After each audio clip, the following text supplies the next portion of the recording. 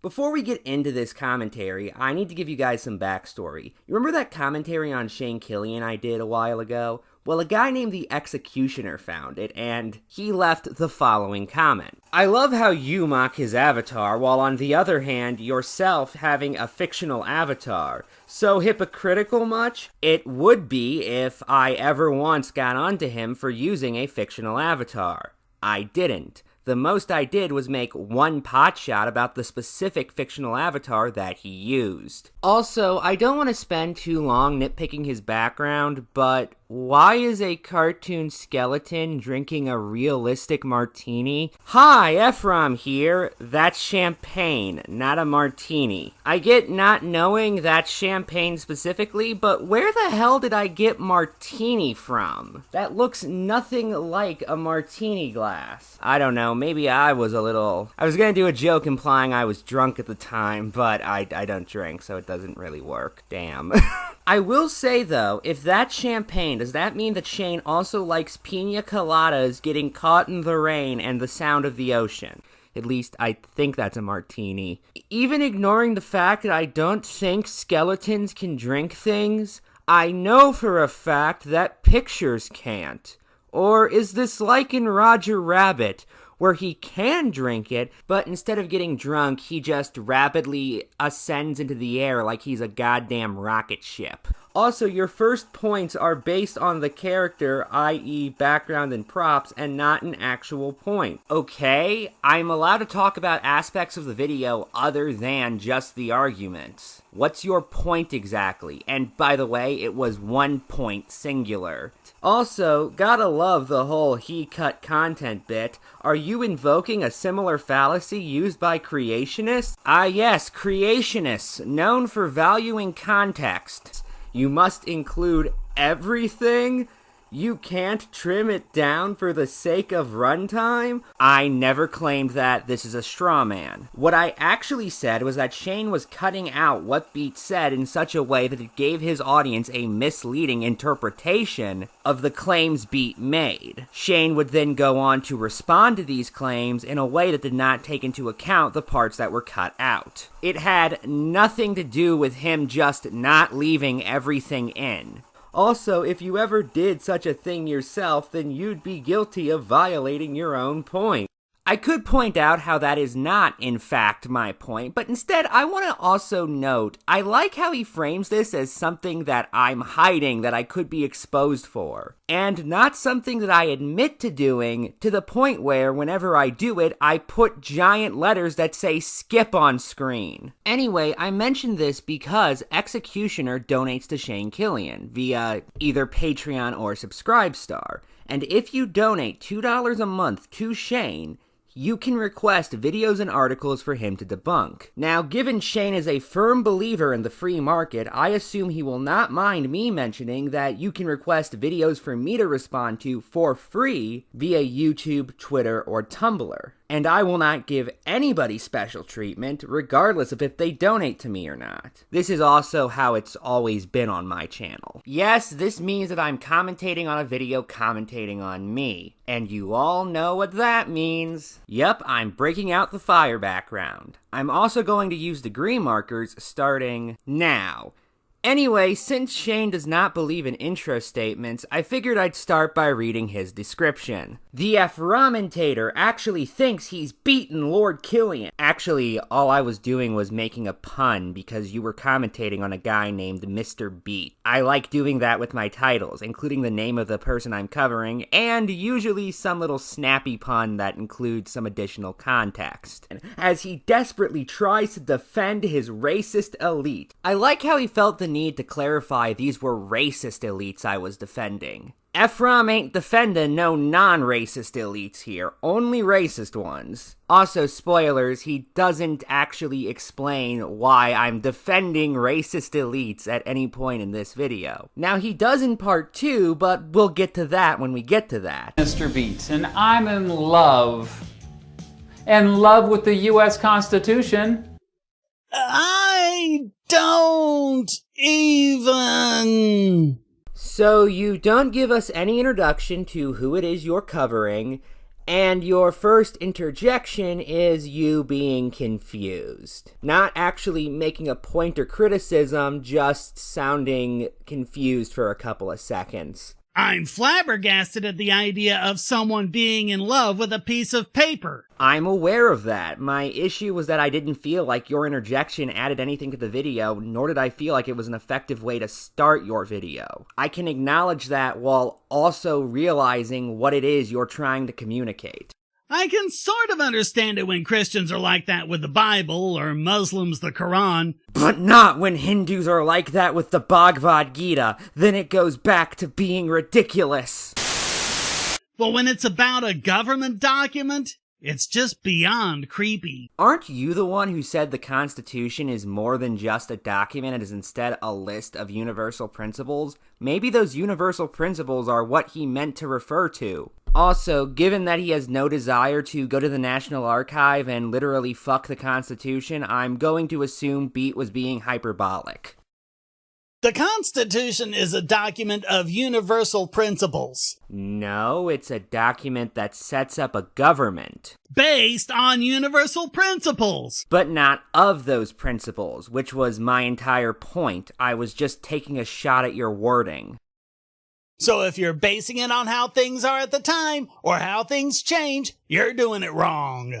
Really? So there's no difference between advocating for, just to use one of your examples, the right to bear arms in the 1780s versus today? No, there isn't. You still have the right to life. So you still have the right to defend yourself. So you still have the right to any available tool you can acquire for doing so. Okay, Shane, you as a libertarian should know the Second Amendment was not written so we could defend ourselves. It was written so we could overthrow the government in case it became tyrannical. Oh, also, thank you for distinguishing between all the available tools I can't acquire. Whether it's a knife, or a sword, or a musket, or an AK-47. Because to give everyone an idea on just how much our technology regarding firearms has progressed in that just under quarter of a millennia... Are you going to be comparing this to how much communication has changed? Because I think there's a huge gulf between printing out pamphlets and what you and I are doing right now. The First Amendment has changed a lot more than the Second, but again, these are about principles. The level of technology has nothing to do with it.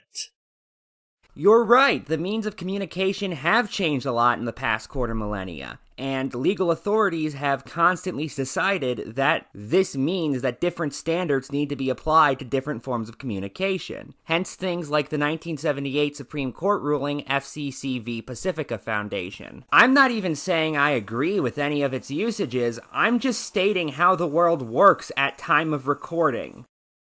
This is also ignoring the fact that the Bill of Rights does contain relativistic language. For example, the Third Amendment reads, "No soldier shall, in time of peace, be quartered in any house without the consent of the owner, nor in time of war, but in a manner to be prescribed by law." So, quartering a soldier into somebody's house without their consent is not inherently wrong. It's only wrong if it's not done during a time of war, and not done via a manner prescribed by law. How is that relativistic? Because it's only wrong in certain times and if done by certain people, as opposed to being wrong universally. They're recognizing war as an exception that needed its own limitation. Okay, I think you and I have very different definitions of relative in this context. Because what you basically just asked translates to, how is something situational relativistic? Because it's situational. They knew the government would be doing a lot of, "Oh, well, we're at war, so times are different." They're doing it today, just like they did back then. Yeah, and the Founding Fathers at least somewhat agreed with that notion, considering the Third Amendment is weakened during time of war, and Congress has the right to suspend habeas corpus during the time of war, according to Article 1, Section 9 of the Constitution. The reason for the Third Amendment, as you'd know if you'd bothered to read the ratification debates, was because of what the British were specifically doing to the colonies. Parliament had passed the Quartering Acts, requiring the colonies to provide food and housing for British troops following the French and Indian War, even though it was peacetime. These were two of the intolerable acts the colonists rebelled against. Later, during the Revolutionary War, the colonists protested the quartering of troops in their homes because it was actually illegal under Parliament's Mutiny Act. The British Army was just ignoring the law. The whole point was to make these troops subject to the civil authority, something Article 1 also does and was a big point in the Declaration of Independence. It's not relativistic! You know, nothing you just said disproves my point, right? I didn't say that these exceptions were created arbitrarily. What I said was the issue was not principle, but the specific scenarios that occurred. Quartering soldiers in the houses of colonists was not inherently wrong to the Founding Fathers. It was wrong to do so during a time of peace, and also wrong for the military to do so in a manner not prescribed by Parliament. Mind you, there are some facts that you ignore. For example, I highly doubt the issue the colonists had with an army they were currently fighting and viewed as nothing more than occupiers from a foreign nation was that it wasn't done through a legislative body that they did not recognize the legitimacy of over them, but details. Oh, also, it was hard to convince colonial assemblies to pay for the quartering of British soldiers during the French and Indian War in the first place, so essentially this already was a very contentious issue, although they are called the intolerable acts and not the contentious acts for a reason. The Fifth Amendment reads, "No person shall be held to answer for a capital or otherwise infamous crime unless on the presentment or indictment of a grand jury, except in cases arising in the land or naval forces, or in the militia when in actual service in time of war or public danger." Again, am I the only one who thinks that these universal principles are a tad more situation-based than Shane makes them out to be? Yeah, I think you are. Certainly lawyers in the courts do. I'm even having trouble conceiving what your problem is. Okay, Shane, I put the text I read on screen. You see those words, except and unless? Those are the words I'm specifically talking about. You can't do X unless you do Y first, except for in situation Z, in which case you can just do X. My entire point is this is a document of policies, not universal principles like you said. You aren't thinking a grand jury is a jury in a trial, are you? We're just talking about the initial indictment here, the formal presentation of probable cause to believe someone has committed a crime. These are generally done without the defendant even present. I mean, I wasn't under that impression, but even if I was, how would that inherently disprove my point? It would show that I'm ignorant over what I'm talking about. Sure, but that wouldn't inherently make me incorrect. This is nothing more than an ad hominem. The exception here is for two reasons. Okay, let me stop you right there, Shane, because this is the same issue as your point about the Third Amendment. I never said this was for no reason, I just said it was. Saying it was for a reason doesn't debunk my point, because you are responding to a point I never made. But there have been some unintended consequences to making the Constitution difficult to change. Let me guess, it doesn't let government do things that you like, right? I don't know, Shane. Why don't we let Beat's video play out a little more and see if that is what he says? You do know that I watch the videos all the way through first, right?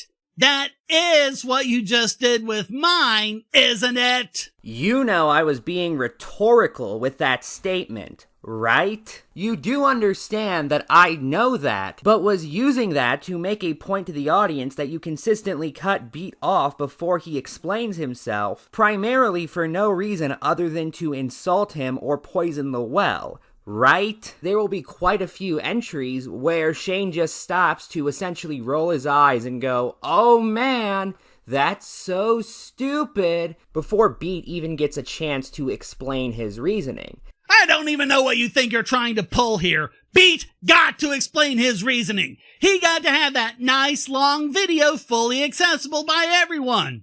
This is a tactic the creationists always like to pull. If you didn't include every single word in your response, they'd use it against you, even when you're only trying to keep the links down to something manageable. Again, the issue has never been you cutting things out of the original video. It's you cutting things out that change the context of what Beat is saying and give a misleading impression to your audience. And by the way, we aren't even talking about taking things out of context yet. We're talking about you preemptively interjecting without making points. In fact, Shane, if you want to cut your videos down to something more reasonable, here are some things I think you could cut out. I mean, relatively speaking, I guess? Let me guess. It doesn't let government do things that you like, right? Alright, let's take this on. Yep, called it. Yep, he wants amendments to be made more easily, which, considering the stupid crap he wants in the Constitution, stands to reason. Of course, could have made money betting on that one. So, yeah, I agree with this, but haven't you just spent this whole video whining about how we're not enough of a direct democracy? Why do I have a feeling there's a catch? Oh, here we go. Just wow. Who just pulled it out of thin air, by which he means give more power to Democrats. That past 40 seconds was just him insulting Beat, usually without adding any kind of point. And that's not even getting into all the times he repeats himself, or him expanding on points that we already got as viewers. Or the fact that after he finishes a point, it takes him a couple of seconds to switch back to the video. My point is, if this is really about time, there are other things you could be doing to decrease the length of your videos.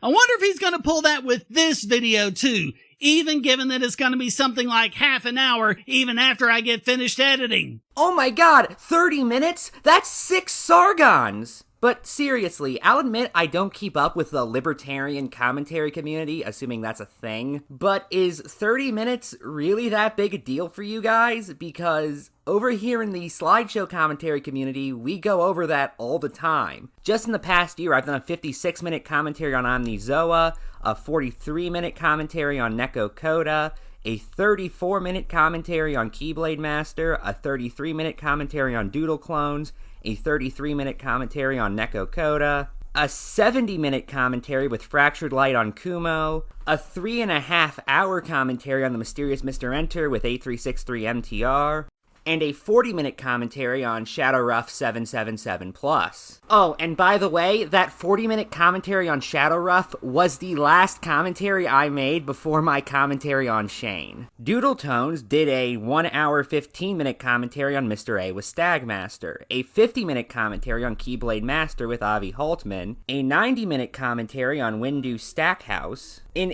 8.5-hour video on Justice Sylveon, a 50-minute video on Dragon Ray Gaming, a 2-hour video on Liam Talks, an hour 20-minute video on Blaze the Movie Fan, a 31-minute video with Avi on Hybrid Hero, an hour 20-minute video on Low Flow, an hour-long commentary on me, and a 50-minute commentary on Class Edgelord. Lunatic the Game has done a 36-minute commentary on Carmen Rider, a 45-minute commentary on Studio Needing More, a 31-minute commentary on Tony Sonic, and a 36-minute commentary on Shadowruff 777+. I could go on, but I think you guys get my point. The fact is, around these parts, 30 minutes is not really that big of a deal. And they can also be easily coerced and manipulated. So can every human being in all of existence. Are you serious? Are you really saying that the possibility of manipulating independent adults is exactly the same thing as being able to coerce and manipulate smaller humans whose brains haven't stopped developing yet and who still have parents and guardians who are full authorities over their lives? Okay, a couple of things. First off, I never said it was equally as easy to manipulate adults and minors. I just said that both could be manipulated. There's no such thing as a fully developed brain. Your brain is constantly changing throughout your entire life, and even then, the prefrontal cortex does not finish developing until your late 20s. And lastly, parents and legal guardians do control the lives of minors unless they're emancipated, which can be done with a court order. This is a total ad hominem on Shane's part. What? How is that in any way an ad hominem? I don't know, Shane. Why don't we play the clip where I say that in the original video and see if we can figure out why I called that an ad hominem? Just look around at the people who want this age lowered and you'll see. There are always people who want government to be much bigger than it is. Oh, also, this is a total ad hominem on Shane's part. The value of ideas are not judged by the other ideas people who have those ideas hold. That was a bit of a mouthful. Instead, they're determined on their own merits, saying this idea is bad because this person who holds this idea also holds all these other bad ideas isn't actually an argument. You were quite literally saying lowering the voting age was bad because people who support it want bigger government. Which, regardless of if that's true or not, and I debated if that was true in the original video, that still has no relevance to how good of an idea lowering the voting age is. That is attacking the idea based off of other ideas that the person supports, which is an ad hominem attack. All of the functional parts of the ERA were passed over the course of about 150 years. That part from the 1970s is just the leftover part, which is really pretty meaningless. Funny you mention this because Beat actually addresses this criticism. No, he didn't. He lied about the history of the amendment. First off, those aren't mutually exclusive. I never said Beat was honest or correct, I just said he addressed your criticisms. Second off, what do you mean he lied about the history of this amendment? Because I went back to Beat's original video, and this is the only mention of the history of the amendment in his video. The next one is an actual proposed amendment, almost ratified in the 1970s, known as the Equal Rights Amendments. Just because you don't see discrimination against women now doesn't mean you won't see it in the future. See what I mean? He has no evidence on his side, but he still gets to assert that it isn't fixed and win by default. Doesn't work that way, Effie. The only things I'm asserting is that Beat said this responded to one of your criticisms against him, and that you didn't play this in your original commentary. All three of which are true. I'm not stating my opinion on what Beat said because that would be pointless. Oh, and as for this, what Beat said would more accurately be characterized as absence of evidence today doesn't necessarily mean absence of evidence tomorrow, which is objectively true. Anyway, that's where this video ends, but that's not where Shane's commentary on me ends, because he had just so much to say about my video that he split it up into 2 parts. So join me next time when we take on part 2. Good night and good luck.